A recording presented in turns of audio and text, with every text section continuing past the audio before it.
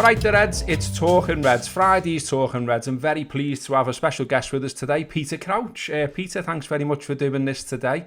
We've got to start, mate, with obviously you've got a connection to Liverpool, not just in terms of playing for us, scoring for us and being a great player for us, but also, of course, the missus, your friends and all the rest of it. So how did it go down when you pulled Manchester United out of the half for the FA Cup draw? Yeah, do you know what? I was when as soon as I did it, I could feel I hadn't turned my phone off, and I could feel it buzzing in my pocket, and I knew I could have named the first three people, all Scousers, all three of them, and one of them would have been Abstad. So 100% I knew. And at first, it was all negative. It was all like, basically, what are you doing, drawing them out? And then after that, I had loads of people going, actually, it's a great game. It's the best game around, isn't it? I had the privilege to play in it, and a cup game against United is massive. And obviously, I remember when I played in it at Anfield. United had the whole end, and it just makes the atmosphere so much better when there's that many fans in a cup game. So yeah, even talking about it now gives you goosebumps. Yeah, I mean, of course, because you were involved in a brilliant moment there. I was at that game in the Kop, and it is one of my favourite memories, not just because of you scoring, but also, of course, knocking them out. And then Ferguson being absolutely fuming about it afterwards, saying, that Liverpool went long ball and all this kind of stuff. And, all the emotional side of Ferguson came out because he couldn't really handle it. And it was massive for Liverpool, because it was our first FA Cup win against them in 85 years, I think it was. So that must be a special moment in your career for you.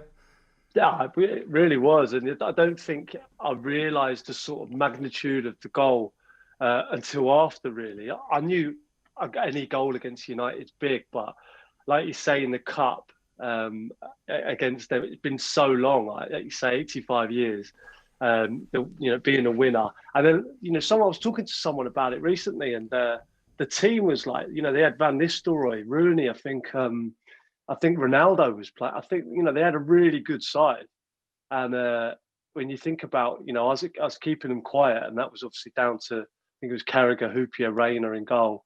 It was a great win, that, and obviously it was in the year that we went on and won it. So it was a great year for me personally and for the club. Yeah, you played a big part in a piece of silverware, and I've heard you talk a few times, Peter, about you're a big fan of the FA Cup, aren't you? Because look, a lot of people talk about it obviously being devalued a little bit, and we've had all the thing with big clubs playing weakened sides, including Liverpool. We've got to hold our hands up about that. But I love when you speak about it, because you're always really romantic about it, because you grew up around there, didn't you? And obviously you ended up winning it, so you lived the dream, didn't you? Yeah, it's huge for me, and I feel like it's coming back to what it was. I don't know how you feel about it, but this year I've really enjoyed watching the FA Cup, and let's be honest, it's lost its way and lost its sort of magic because the Champions League is so big, and the Premier League is, all the clubs need to stay in it and they need to win it because obviously the money's so great for the owners. But I feel like this year, with the Marine game, with Chorley, it was great. I feel like, do you know what I mean? I just feel like something's coming back, and it is great because, like I say, I grew up, my top bedroom and where I grew up, you could see the Twin Towers of Wembley, and now you can see the arch from the bottom room. To be honest, it's that big. But I grew up watching the FA Cup. That was the day. That was the day where everything stopped in our house. Whoever was playing in the final, you'd just stop and watch it. Me and my dad used to religiously watch it every year. And so, yeah, when I won it with Liverpool in 2006, it was a shame it wasn't at Wembley, but it was in Cardiff. And I remember holding the cup and looking up at my dad. And I have to say, it's probably one of the best moments I've had on a football pitch, was winning that and seeing my dad and, knowing the history behind it all. And yeah, it was a special day. I owe Stevie quite a bit for that one.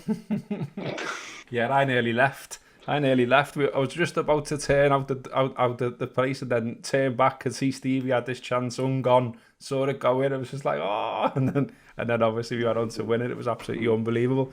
I mean, I'm a bit of an owl fella, so I obviously remember when the FA Cup was good anyway. But I'm with you in that. you know, I think it has been making a bit of a comeback, and we've had some lovely stories, not least the Marine one, which we got involved with as well. On the draw as well, I mean, I get the sort of City always get an easy draw and Liverpool get an hard one, but equally, so during these times, I'd rather there be something riding on the match, do you know what I mean? Rather than just get an easy tie. Like, I think about Sunday now, and I'm a little bit nervous about it, I'm a little bit excited about it, I want to watch it, I want to see what happens. If we were playing, like, no disrespect to them, as you've got to say, and all that, but if we were playing Cheltenham Town, we wouldn't really be arsed, would we, if we're being honest? That's what I think. Like when I drew it out, at first it was like, oh, you know, get Liverpool good draws, getting them beforehand, and then that's come out. Obviously, I'm thinking, oh no, and then now it's the one everyone wants to watch, and like you say, it's a shame that there's no fans there, because you know obviously they make a game like this, but still it's the one that it's a massive game, you know, especially with what's been going on recently. You know, they've had an upturn in form, haven't they? And perhaps Liverpool have just dropped off a little bit. It's like it makes it even more interesting. And I know they've had it wasn't a great game, the last one, was it? But it's something riding on it, and like you say, and it's a proper game of football, and something in these times for us all to get excited about.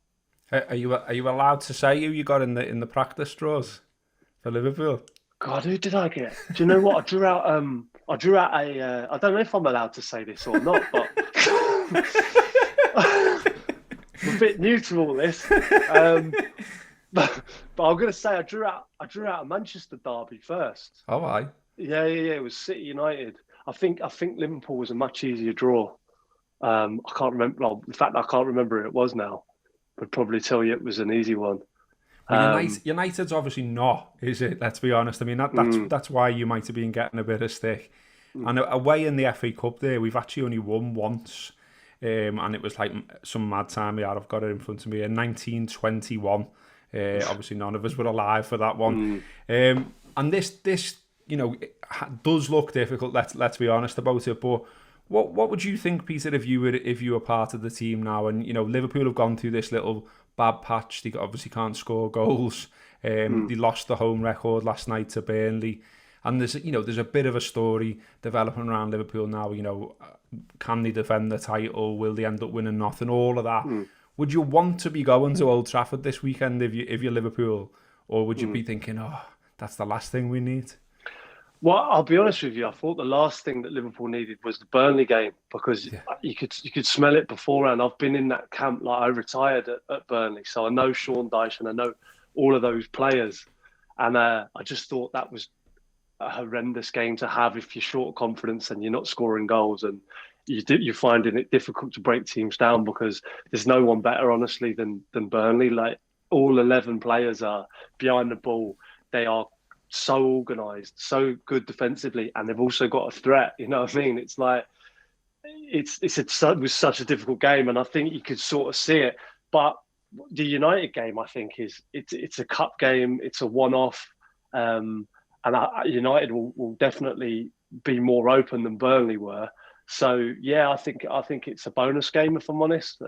You know, the way Liverpool fans are, I think the Champions League and the Premier League are as much as we romance about the FA Cup. I think they're the bigger.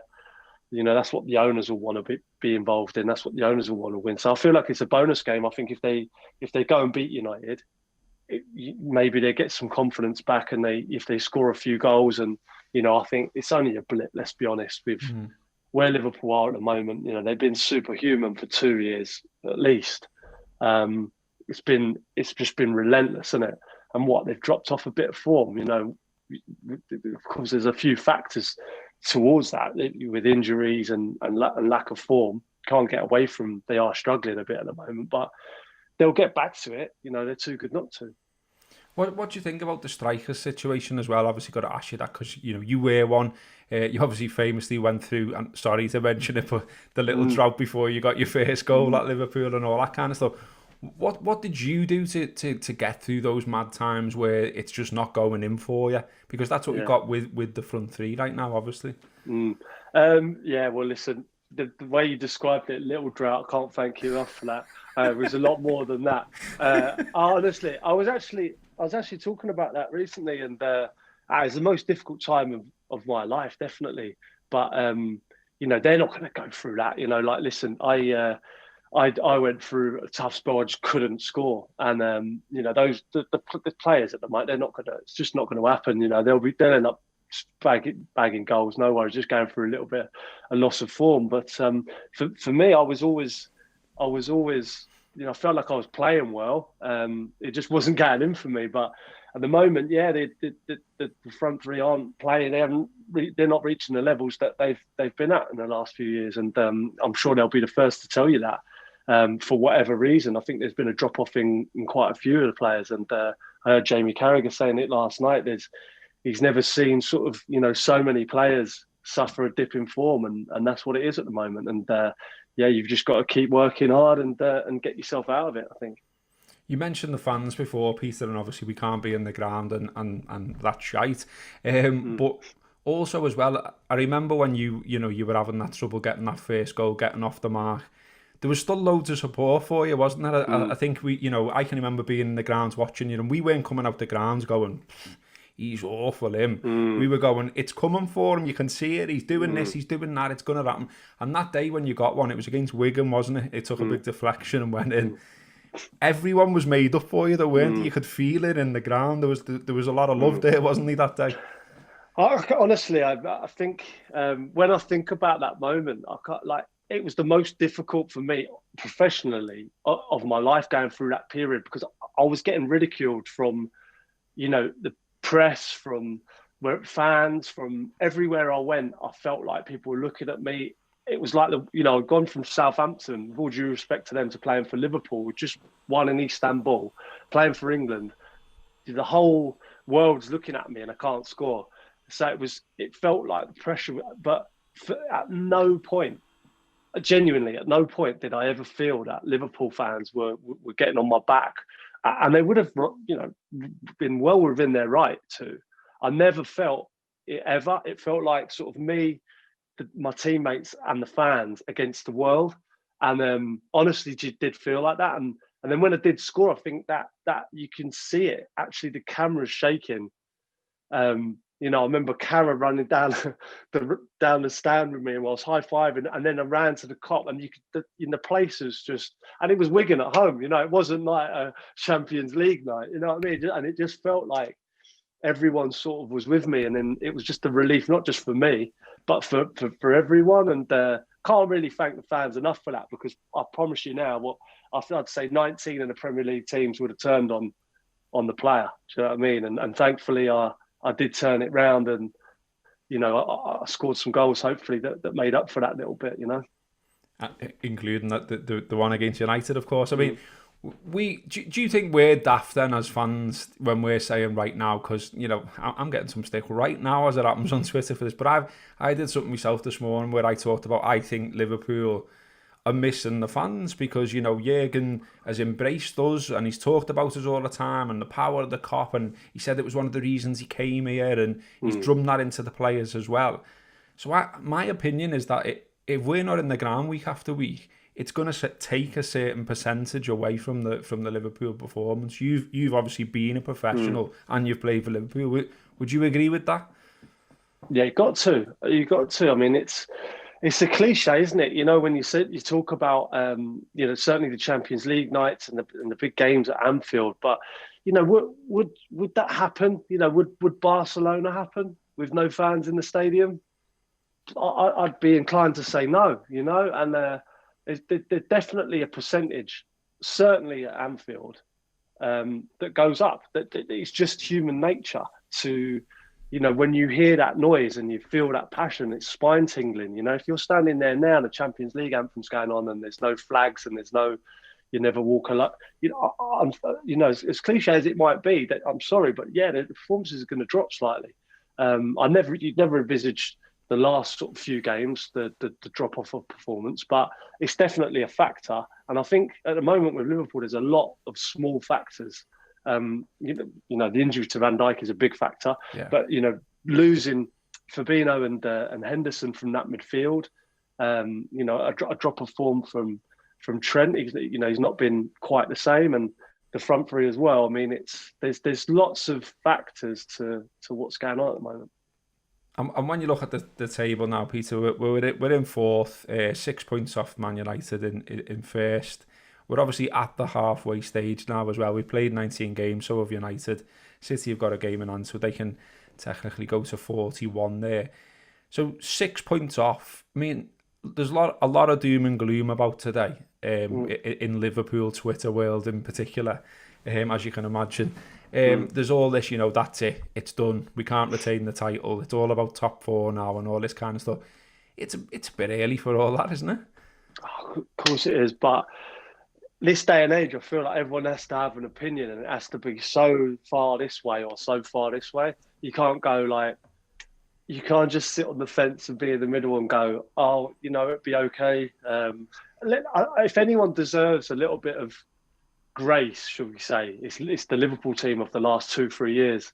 It's been absolutely relentless. I think the Man City side that won the league just before Liverpool did, it's one of the best that the Premier League's ever seen. And Liverpool was so unlucky going toe-to-toe that season where they didn't win it. And then the next season, they've gone and blitzed one of the best teams that I've ever seen.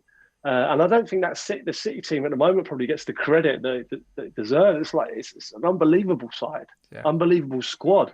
And for Liverpool to go and, beat them and then still now be, as good as they've been, top of the league most of the season, they've had a little drop-off. Surely that is... we're all humans, aren't we? You know what I mean? So they can't have that level forever. And I still think that they'll get back to that level. Certainly when they get players back fit. So everyone's talking about now then, how do we get it back? How do we get back to how we were playing? How do we get the front three scoring again? We mentioned your situation there. Did you notice yourself that you were doing anything different? Did you try and change something to, you know what I mean? Did you do anything? Did you work with the club at the time? Or did you just go to training as normal and just think, it's just going to come one day and I'll just keep going? No, I was thinking far too much about things. It's amazing when you go through a run of scoring goals, you don't think about anything. Yeah. You're just having a laugh. And then when you go through, a barren spell like that, you end up thinking about everything, and everything's too much. I'm making the wrong runs. I'm doing, And when I first went to Liverpool, I had, I was sort of playing a sort of different role in many ways. Like Rafa had me doing this sort of deep and a lot of work outside the box. And in the end, when I wasn't scoring, I just said, you know what, I've got to be selfish. And I started just going against Rafa really and what he wanted to do and doing my, being higher up the pitch and being in the box. Then I started scoring goals. Then Rafa started dropping me. Because he was like, that's not what I want you to be doing. I was like, well, this is better. This is better for me. I started being more selfish, and bizarrely, he was more happy with me doing that work outside the team and for the team than scoring goals. And I always remember a game at the Birmingham City in the Cup run, 2006, where I'd scored 2 goals before half time. It was the game we won 7-0 or something. And I'd scored 2 goals, and I said to Rafa at half time, I said, please leave me on so I finish my hat trick. 55 minutes, mate. I saw the number come up. It was like he was like, no, being selfish in this team, and I learned a lesson that day. Definitely. Was he a tough one then to work with, Rafa? He just never, like one of those. He didn't have. I loved him, and he gave me the opportunity to play for Liverpool, and I do still love him, and I've spoke to him recently, and been, I do love him, but God, yeah, I mean, you couldn't get a well done from him, and there was no sentiment, you know what I mean? Like I said, can I get a hat trick here? Leave me on. He was like straight off. There was no messing about with him. So next time, presuming we get through, let's say we're going to get through at the weekend, let's be positive and all the rest of it. Are you going to be asked to do the draw again? Are you on for it again, have they said? Well, I don't know. Since I did the Rod Stewart on the first ball, I'm not sure how well that went down. But the podcast boys were all over me. They said, "Look, you got to be doing the Rod." So anyway, I was never been so nervous because people take that draw very, very seriously, and you start messing about on that. So I don't know if I'll be asked back anytime soon, but if I do, I felt a lot of pressure picking the balls out, because there's a lot of certainly I wanted to get some good draws for the lower league sides. Obviously, my old clubs, certainly Liverpool, wanted to get a good draw for. So I felt the pressure, but it is an amazing thing actually sending teams to places and seeing who, well, I look at the fixtures this week and think, I picked all them out. It's a bizarre thing to do and something that I really enjoyed. Yeah. And can you confirm that all the balls were the same temperature? Oh yeah, I can't get over this thing of it's all a fix and all that. It's mad, isn't it? Like there's heavier balls, and I can guarantee you there's no fix going on. Do you know what I mean? I wouldn't have picked this game out if I could have chosen.